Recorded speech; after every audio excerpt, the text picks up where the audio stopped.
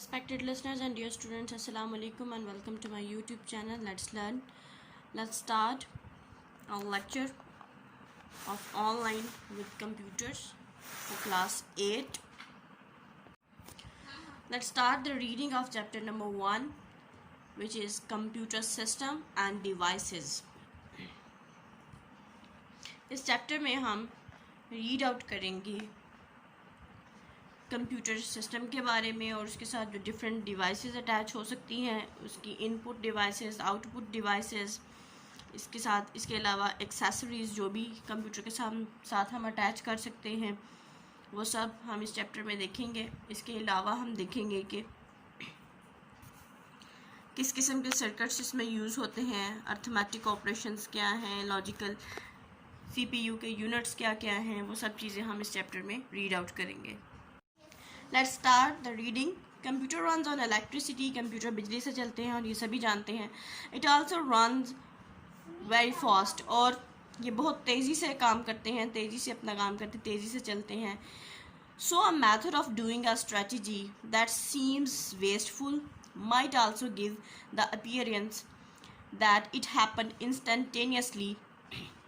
तो वो काम और वो हिकमत अमली जो हमें लगता है कि इसमें सोचने में, इसे काम करने में बहुत ज़्यादा वक्त ज़ाया कर रहे हैं हम, वो भी हमें यूँ कंप्यूटर पे अगर करें, मतलब बहुत ज़्यादा जिसमें सोचना पड़े, उस काम को भी कंप्यूटर इतनी जल्दी से करता है कि हमें लगता है कि ये फ़ौरन चंद ही लम्हों में हो गया। A computer is fitted with circuitry which we refers to as a part of hardware।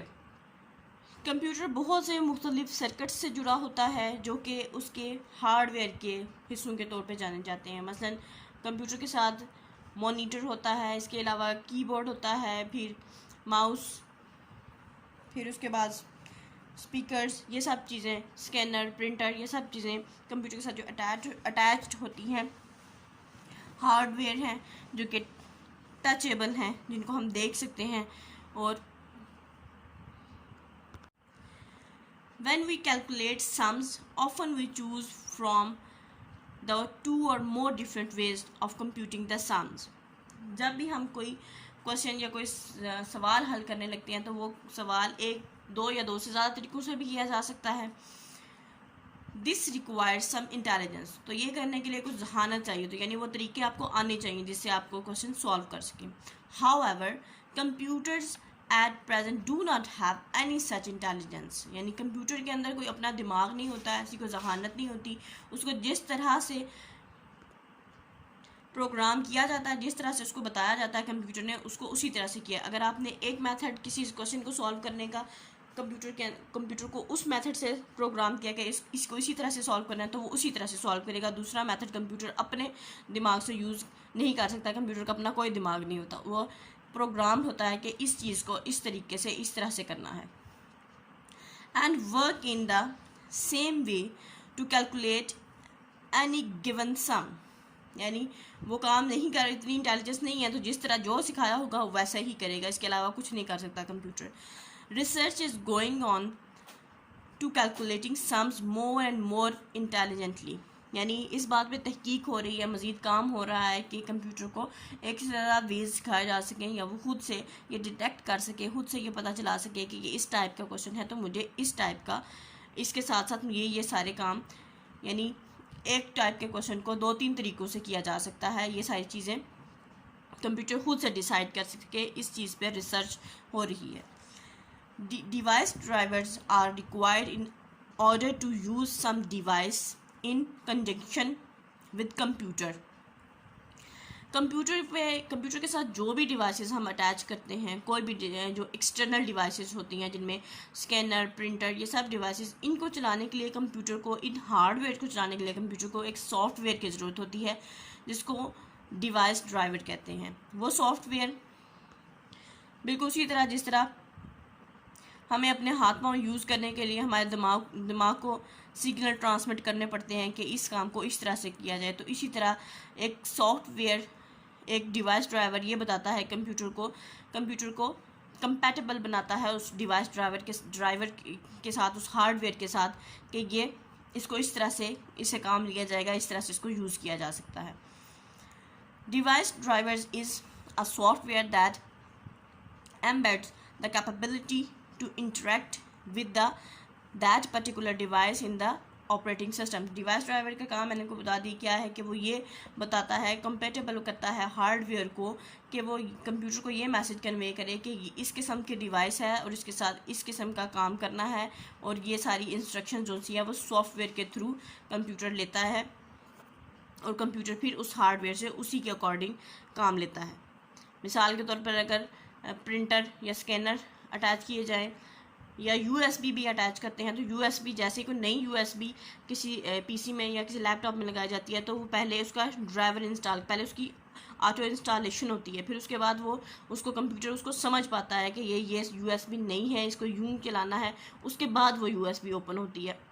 Same इसी तरह बाकी डिवाइसेस भी पहले कंपेटेबल होती हैं कंप्यूटर के साथ, फिर उसके बाद वो उसके ज़रिए उस पर काम हो सकता है।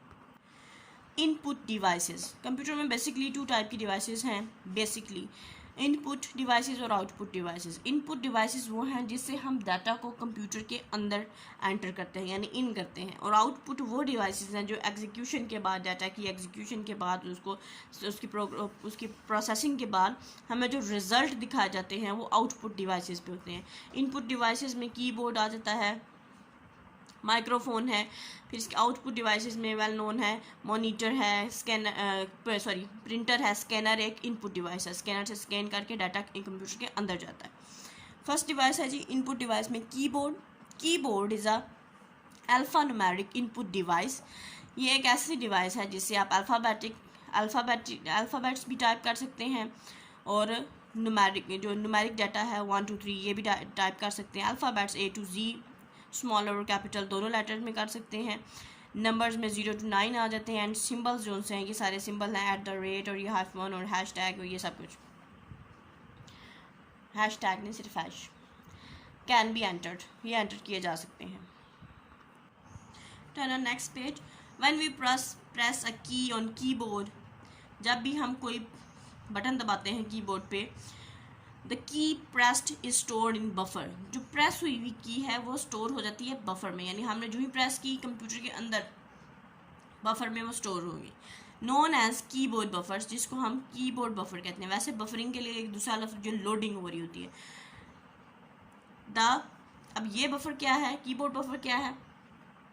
कीबोर्ड बफर ये है कि इस पिक्चर को देखिए, इसके बाद आपको अंदाज़ा हो जाएगा। जैसे ही हमने की प्रेस की वो कीबोर्ड बफर में चलेगी, वहाँ से फिर उसकी प्रोसेसिंग स्टार्ट हुई, फिर वो CPU तक गई, फिर उसके बाद वापस आई, और ये प्रोसेस चंद ही सेकंड्स में हो जाता है। हमें फ़ौरन जैसे ही हम कोई की प्रेस करते हैं तो वो फ़ौरन हमें स्क्रीन पे नज़र आ जाती है, और ये चंद लम्हों का, चंद सेकंड्स का ये प्रोसेस है जिसमें हमें आउटपुट डिस्प्ले हो जाता है। The hardware checks the presence of data in the buffer. अब हार्डवेयर कौन सा है? CPU चेक करता है उसकी के बफर में कोई डाटा आया है, along with many other buffers, यानी उसके अलावा भी बहुत सारे बफर्स हैं। यानी जो बफर मतलब यूँ कह सकते हैं हम कि एक टेम्पररी मेमोरी है।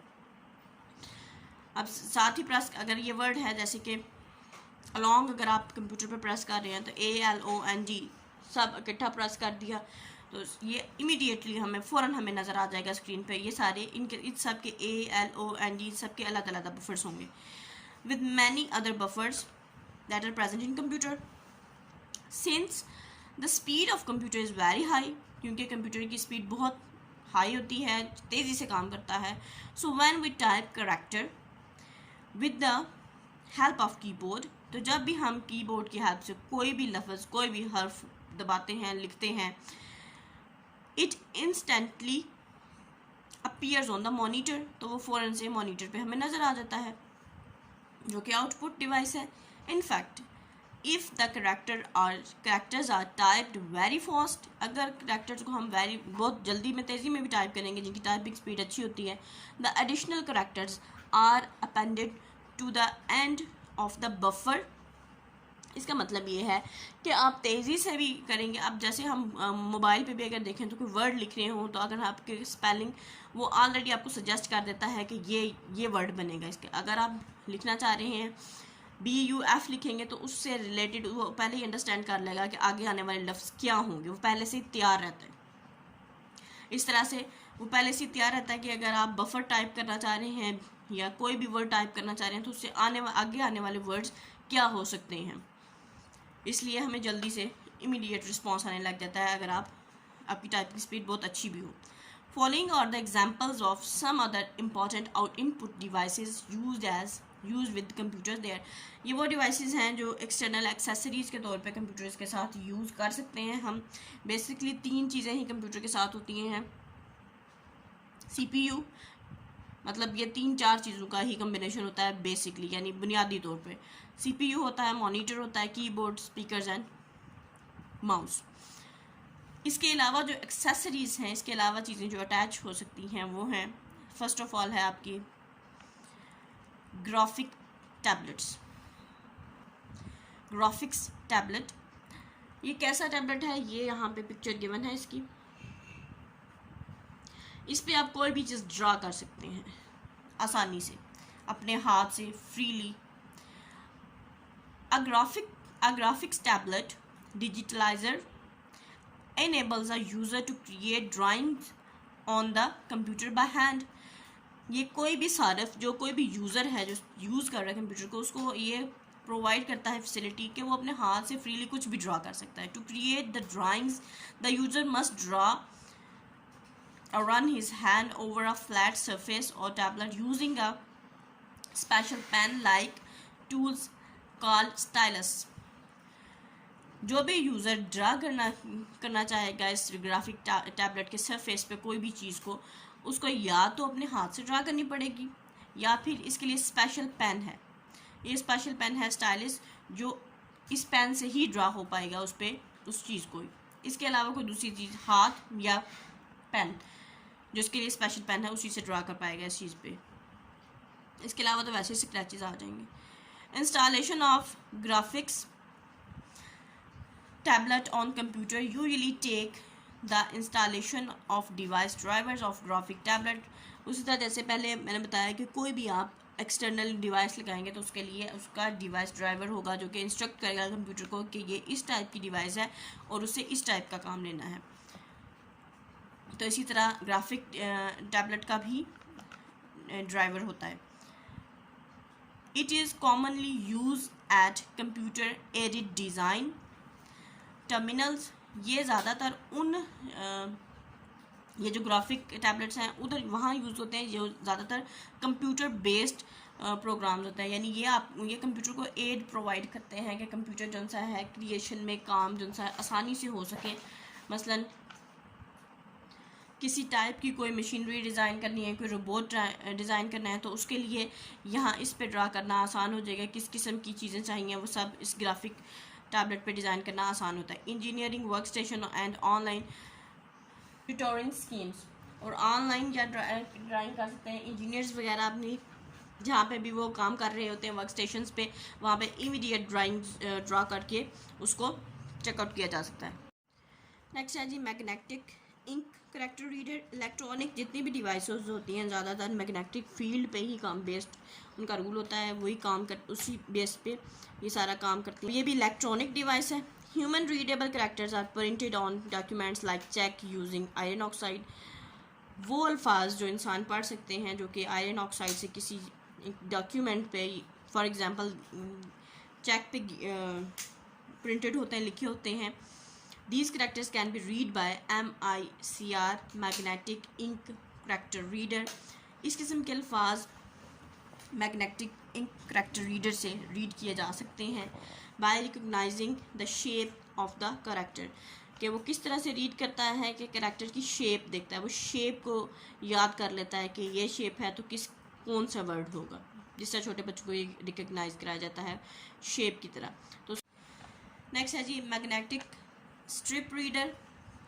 अब इसमें स्ट्रिप बनी होगी, स्ट्रिप मतलब ये ऐसे नैरो सी पट्टी बनी हुई है, ये इस पिक्चर में नज़र आ रही है ब्लैक कलर की, कार्ड्स पे अक्सर बनी होती है।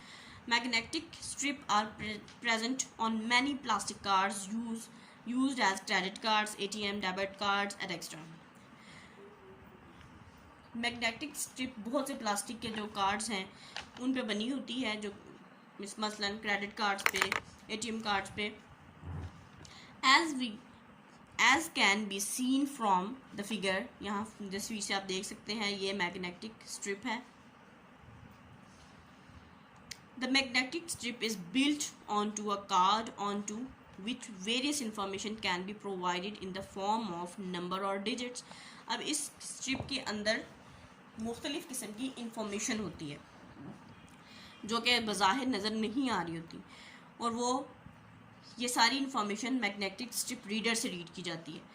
इसको बनाते हुए इसके अंदर ये वो सारा कुछ इंस्टॉल फीड कर दिया जाता है कि ये इंफॉर्मेशन है, नंबर्स या करैक्टर्स की सूरत में वो सारी इंफॉर्मेशन गिवन होती है। जो भी यूज़र होता है वो उसकी इंफॉर्मेशन होती है। The magnetic strip is written usually only once with the information and is then never change. ये स्ट्रिप है सिर्फ एक दफ़ा जब बनाई जाती है, उसी टाइम सारी इंफॉर्मेशन जो कंपनी इनको इशू कर रही है वगैरह वगैरह वो सब कुछ इसके अंदर एक ही दफ़ा में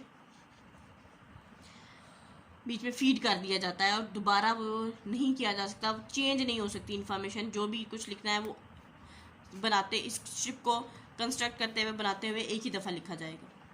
to read information on the card, that card must be inserted into the magnetic strip reader. अगर आपने ये पढ़ना है कि स्ट्रिप पे क्या लिखा हुआ है, अगर ये तो वो मैग्नेटिक स्ट्रिप रीडर ही पढ़ पाएगा, आम आंखों से नहीं पढ़ पाती। The magnetic strip reader is capable of reading the information on the card accurately। बहुत दुरुस्त तरीके से जो भी कार्ड की इंफॉर्मेशन होती है उसको मैग्नेटिक स्ट्रिप रीडर रीड करता है।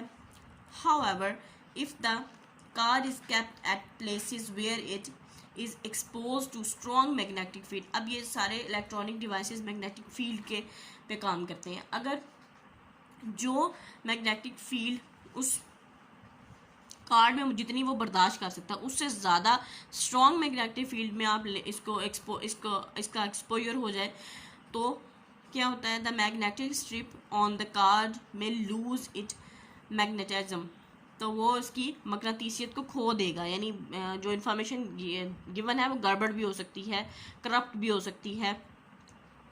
Smart card reader. Smart cards are basically of two types. Smart card दो तरह के होते हैं, memory cards and microprocessor cards. Memory cards have only a memory chip. Memory cards में सिर्फ memory chip होती है, सिम कार्ड उसके एग्जांपल हो सकते हैं इस मेमोरी कार्ड की। They allow only some predefined operations on card. Card पे जो भी पहले से फंक्शन बता दिए गए हैं, जो उसके अंदर फीड कर दिए गए हैं, सिर्फ वही आप उसको कर सकेंगे। इसके अलावा मेमोरी कार्ड में कुछ और हम ऐड नहीं कर सकते, डिलीट नहीं कर सकते, कुछ भी नहीं कर सकते। However microprocessor cards allow for other operations also on the data in card. लेकिन माइक्रो प्रोसेसर में आप जो भी डाटा है उस पर आप कुछ और ऑपरेशंस भी कर सकते हैं। किस किस्म के operation? The microprocessor card has memory chip as well as microprocessor components. Microprocessor card में माइक्रो चिप वाले फंक्शन भी होते हैं और माइक्रो प्रोसेसर फंक्शन भी होते हैं। वो क्या है जी? You can add, delete and manipulate the data on the card. आप डाटा ऐड कर सकते हैं, डिलीट कर सकते हैं, नया डाटा शामिल कर सकते हैं, कुछ भी कर सकते हैं। Data in these cards is read by a device known as smart card reader. जो भी इन कार्ड्स पे डाटा वगैरह होता है वो स्मार्ट कार्ड रीडर के ज़रिए रीड किया जा सकता है। Touch screen. A touch screen's facility allows the user to interact with the computer system by merely touching various elements on the screen. Touch screen किसी भी सारिफ को, किसी भी यूज़र को ये अलाउ करती है कि वो बाकी चीज़ों को टच किए बगैर, बाकी चीज़ों को ओपन किए बगैर डायरेक्टली उस चीज़ तक पहुंच पाए, उस चीज़ तक इंटरेक्ट कर पाए जो चीज़ रिक्वायर्ड है। The computer sense the element being touch by sensing lines that present on horizontal and as well as vertical components on the screen। Computer जब किसी आइकन को, किसी चीज़ को टच किया जाता है तो कंप्यूटर उसको सेंस कर लेता है। किस तरह सेंस करता है कि जो वर्टिकल और हॉरिजॉन्टल लाइंस होती हैं उनको सेंस करके वही सेंस कर लेता है कि किस एलिमेंट को टच किया गया है। Touch screen were previously used in airlines and railway reservations counters. Reservation counters. पहले जो टच स्क्रीन है वो एयरलाइंस यूज़ करती थी, या रेलवे के लिए आपने अगर टिकट वगैरह बुक करवाने हैं तो उसमें जो सा है रिजर्वेशन करवानी है तो उसमें जो सा टच स्क्रीन को यूज़ किया जाता है। Now they are more prevalent with their use in ATM withdrawal both as well as in mobile phone usages. आजकल तो मोबाइल फ़ोन में भी इसका कसरत से इस्तेमाल हो रहा है। इसके अलावा ATM मशीन में भी, जो ATM मशीन होती है उसकी स्क्रीन को भी टच करके पैसों को विड्रॉ किया जा सकता है, पैसे निकाले जा सकते हैं। Microphone. A microphone is used to convert human speech into electrical signal. Microphone, ये माइक्रोफोन है। माइक्रोफोन में जो भी हम बोलते हैं, जो भी बात करते हैं इंसान, उसको वो कन्वर्ट कर देता है इलेक्ट्रिकल सिग्नल्स में ताकि कंप्यूटर उसको समझ पाए। जैसे कि अभी गूगल पे अगर आप कोई चीज़ सर्च करना चाहते हैं तो आप बोल के उसको सर्च कर, आपको स्पीक करने का वो ऑप्शन देता है। तो आप उसमें कुछ भी बोलते हैं तो वो पहले उसको ट्रांसलेट, आप बोलेंगे उसको ट्रांसलेट करेगा, फिर उसके बाद वो कन्वे करेगा कि क्या चीज़ रिक्वायर्ड है।